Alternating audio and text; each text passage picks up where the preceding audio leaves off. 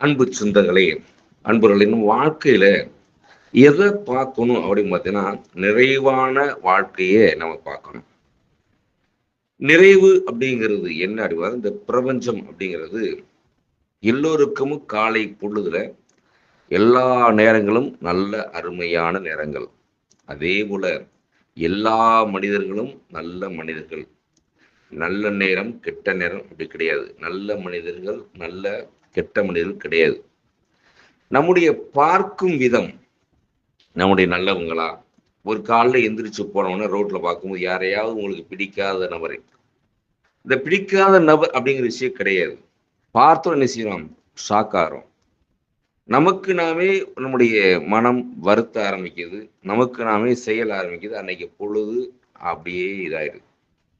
அதே போல நம்முடைய நேரத்தை, இந்த பிரபஞ்சத்தை பொறுத்த வரைக்கும் அதுக்கு எதுக்குமே தெரியாது. நேரத்தையோ அல்லது கடிகாரத்தையோ நீங்களா ஒரு கற்பனையில இது கெட்ட நேரம் அப்படின்னு சொல்றீங்க. அன்றைய நாள் பொழுதும் கெட்ட நேரம் மாறுகிறது. அப்ப இந்த பிரபஞ்சத்துக்கு எதுவுமே தெரியாது. நம்முடைய பார்க்கும் விதம், பார்க்கும் நோக்கம் அப்படிங்கிறத பார்த்தீங்கன்னா, நல்லதாகவே நீங்க பார்த்தீங்கன்னா நல்லதாகவே சேரும். நம்முடைய நிறைவான வாழ்க்கை எப்படி? எப்படி இந்த உலகத்திலேயே இந்த சாப்பாடு மட்டும்தான் போதும் அப்படின்னு சொல்ல முடியாது அப்படின்னு சொல்றோம். அதே போல ஒவ்வொருத்தருடையும் நிறைவான வாழ்க்கையை நீங்க பார்க்கணும். ஏன் அப்படின்னா, நிறைவா பார்த்தீங்கன்னா நிறைவா நடக்கும். நிறைகுடம் ததும்பாது அப்படின்னு சொல்ல பார்த்தீங்களா அந்த பழமொழி. அதே போல எப்படி சார் எல்லாருக்கும் ஒரு குறைகள் இருக்கு. அந்த குறைகளை பத்தி குறை இல்லாத மனிதன் யாருமே கிடையாது. அது எதுவா இருக்கலாம். ஆனா உங்களுடைய பார்வை எப்படி இருக்குன்னு அப்படின்னு பார்த்தீங்கன்னா, நண்பர்களே, நீங்க கார்ல போறீங்க. கார் பஞ்சர் ஆயிருது.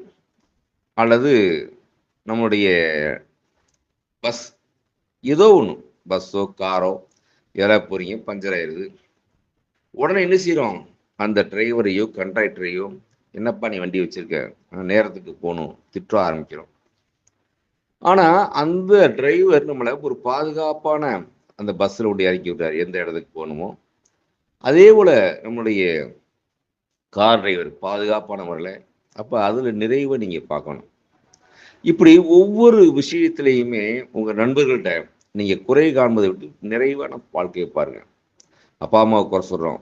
அவங்க அந்த வளர்ந்த விதம் நம்மளை எப்படி வளர்த்தாங்க அதுல நிறைவா பாருங்க நண்பர்களே.